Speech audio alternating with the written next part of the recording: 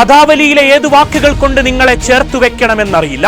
കണ്ടുകഴിഞ്ഞ ഏത് ചരിത്രത്തിൽ നിങ്ങളെ അടയാളപ്പെടുത്തണമെന്നും അറിയില്ല. ഒന്നു മാത്രം അറിയാം, ഇന്ത്യയിലെ കോടിക്കണക്കിന് മനുഷ്യരുടെ ജീവശ്വാസത്തിൽ ഇന്ന് നിങ്ങളായിരുന്നു. ഹൂഗ്ലി നദിക്കരയിലെ ഈഡൻ ഗാർഡനിൽ സഞ്ജുവിന്റെ വസന്തകാലം. രാജാവ് ബാക്കി വെച്ചു പോയൊരു ചേസ് മാസ്റ്ററുടെ ശൂന്യതയിൽ ഒറ്റയ്ക്കൊരു പോരാളിയുടെ വിയർപ്പ് തുന്നിയിട്ട കുപ്പായം. ഓരോ വീഴ്ചയിലും നിങ്ങൾക്കൊപ്പം സഞ്ചരിച്ച മനുഷ്യർക്ക് ഇതിനുമപ്പുറം ഒരു സ്നേഹ സമ്മാനം അത് മറ്റെന്താണ്? കൊട്ടിഘോഷിക്കപ്പെട്ടവരെല്ലാം ഒരറ്റത്ത് കാഴ്ചക്കാരായെങ്കിൽ ഇന്ത്യക്കായി ചങ്കുറപ്പിന്റെ മലയാളി പയ്യനൊരുക്കിയ അനശ്വരമായ ക്രിക്കറ്റ് കാവ്യം. ഏത് നിരാശയുടെ ജീവിത വഴിയിലും നേർത്തൊരു പ്രതീക്ഷയുടെ പ്രകാശം അത് കടന്നു വരാതിരിക്കില്ല. വിൻഡീസിനെതിരെ അസാധ്യമെന്ന് ലോകം വിധി എഴുതിയാൽ അതിനാദ്യം സഞ്ജു വീഴണം. കണക്കുകൂട്ടി ഇന്ത്യയെ മനഃപ്പാടമാക്കിയപ്പോൾ എതിരാളിക്ക് ഇത് പാഠഭാഗത്തില്ലാത്തൊരു അഗ്നിപരീക്ഷ. ഇതുപോലൊരു സെൻസിബിൾ ഇന്നിംഗ്സ് ഒന്ന് കരീബിയൻ കുടില തന്ത്രങ്ങൾക്ക് പക്ഷേ മറുപടിയില്ലാതെ പോയി. 195 എന്നൊരു അസാധ്യ ലക്ഷ്യം. ഇതുപോലൊന്ന് നേടിയ ചരിത്രം ലോകകപ്പിൽ ഇന്ത്യക്കുമില്ല. വിൻ പ്രഡിക്ടറിലും വിൻഡീസ് വിജയം അനായാസമെന്ന് സ്ക്രീനുകളിൽ തെളിഞ്ഞു കണ്ടു. പക്ഷേ കൊൽക്കത്തയിലെ ഗ്യാലറിയിൽ ഒരു ധാതയുടെ മുഖം സ്ക്രീനുകളിൽ നിറഞ്ഞു.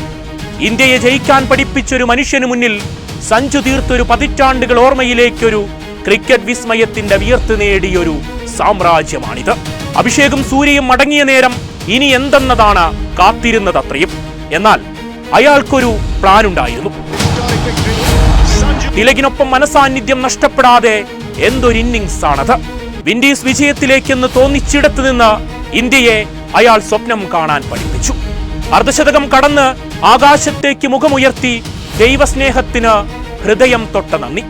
ഒരറ്റത്ത് വിക്കറ്റുകൾ വീഴുമ്പോൾ ആകാംക്ഷയും നെഞ്ചിടിപ്പുമായി മനുഷ്യഹൃദയങ്ങൾ അയാൾക്ക് വേണ്ടി പ്രാർത്ഥിച്ചു. എന്നാൽ പാതിവഴിയിൽ തന്നിൽ പ്രതീക്ഷയർപ്പിച്ച ഇന്ത്യ പോലൊരു ക്രിക്കറ്റ് ജീവനായ രാജ്യത്തിനു വേണ്ടി അയാളുടെ പോരാട്ടമാണ്.